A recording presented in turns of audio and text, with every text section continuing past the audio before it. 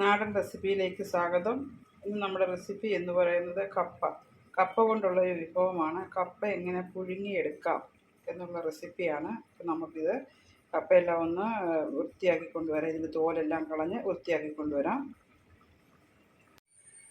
ഇവിടെ കപ്പ പുഴുങ്ങാൻ വേണ്ടിയിട്ടാണ് ഈ പാത്രം വെച്ചിരിക്കുന്നത്. അതിൽ കുറച്ച് വെള്ളവും ഒഴിച്ചിട്ടുണ്ട്. കപ്പ എല്ലാം കഴുകി വൃത്തിയാക്കി ഇതേപോലെ, ഇതിന് പറയുന്നത് ചെണ്ട മുറിയൻ എന്നാണ്, ഇങ്ങനെ മുറിച്ച് എടുത്തിരിക്കുന്നുണ്ട്. ഒരു 1.5 കിലോ കപ്പയാണ് എടുത്തിരിക്കുന്നത്. നമുക്കിതെല്ലാം കൂടി ഈ പാത്രത്തിലേക്ക് ഇട്ട് കൊടുക്കാം.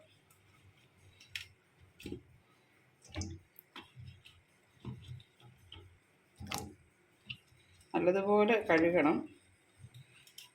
നല്ലതുപോലെ കഴുകി അതിൻ്റെ ചെടിയെല്ലാം കളഞ്ഞ് ഒട്ടും അഴുക്കില്ലാതെ എടുത്തിരിക്കുന്നതാണ്. വെള്ളത്തിൽ മുങ്ങിക്കിടക്കണം എല്ലാ പീസുകളും. അപ്പോൾ അങ്ങനെ നമ്മൾ കപ്പയെല്ലാം ഇട്ട് കൊടുത്തു. ഇനിയിപ്പോൾ അതിലേക്ക് ലേശം ഉപ്പ് കൂടെ ഇട്ട് കൊടുക്കാം. കപ്പ വേകുമ്പോൾ തന്നെ നമുക്ക് ഇതിൽ ഉപ്പും പിടിച്ചിരിക്കും. അതിന് വേണ്ടിയാണ് നമ്മൾ ലേശം ഉപ്പ് ഇട്ട് കൊടുക്കുന്നത്. അതിന് പെട്ടെന്ന് വേവുകയും ചെയ്യും. ഇപ്പം നമുക്ക് ഇതൊരു 10-15 മിനിറ്റ് നമുക്കിതിൽ അടുപ്പിൽ വയ്ക്കാം. അതിനുശേഷം വരാം.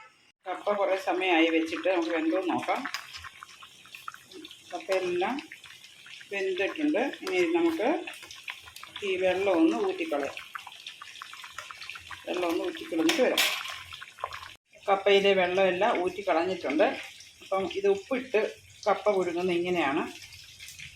അപ്പോൾ നല്ല ഇതുപോലെ വെന്ത് വന്നിട്ടുണ്ട് കപ്പ. ഉപ്പും ഒക്കെ പിടിച്ചിട്ടുണ്ട്. ഇത്രയേ ഉള്ളൂ കപ്പയുടെ റെസിപ്പി.